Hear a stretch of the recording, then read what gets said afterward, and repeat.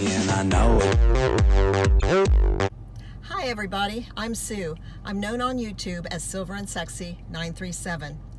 This video is for MDG Collections What Was Your First Car Challenge. My first car was a 1957 Chevy, and I drove that car back when they were family cars and not when they were the prized possessions like they are now.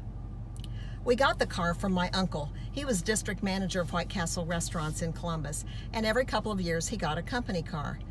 A lot of times my dad would buy his used car because it was clean and had low mileage. My sisters and I were ecstatic when he brought home that Chevy. All of our other cars had been frumpy black sedans from the late 40s and early 50s. That Chevy was a beauty.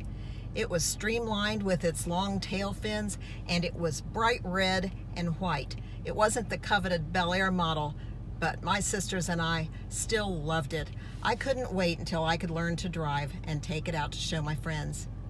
On the very first day of driver's ed, which back in those days was part of your school day curriculum and not a specialized class like it is now, I came rushing home and begged my dad to take me out so I could practice my driving skills. I don't know what skills he thought I learned in a 40-minute class period, but when I got behind the wheel, I drove that car straight in the ditch. It wasn't even a little shallow ditch. It was a great big deep ditch, and we were at about a 45-degree angle surrounded by weeds and cattails.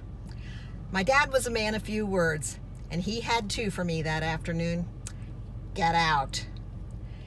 I scrambled through the door as quickly as I could, and he hauled himself up behind the driver's seat and drove the car back onto the pavement. It wasn't damaged. Those things were sturdy, but it was a long time before I was allowed behind the wheel again. My dad had requirements I had to meet before I could get my license.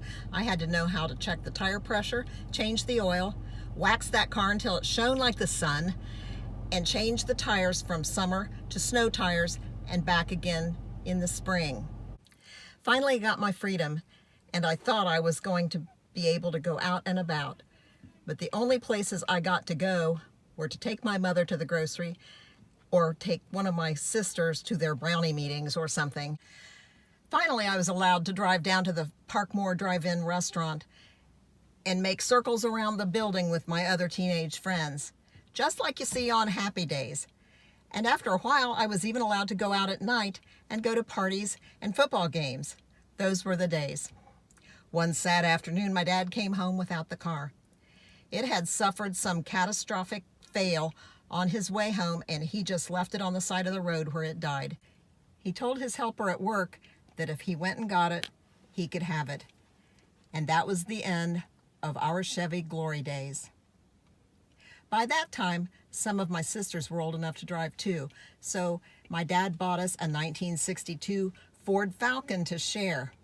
That car was red too, and pretty cute, but it was a big step down from the powerful Chevy. My sisters and I joked that it wasn't strong enough to be a Falcon, so we have referred to it as the Chicken Hawk to this very day. That's my story. I hope you enjoyed it. Have a great day, and don't forget to pay it forward.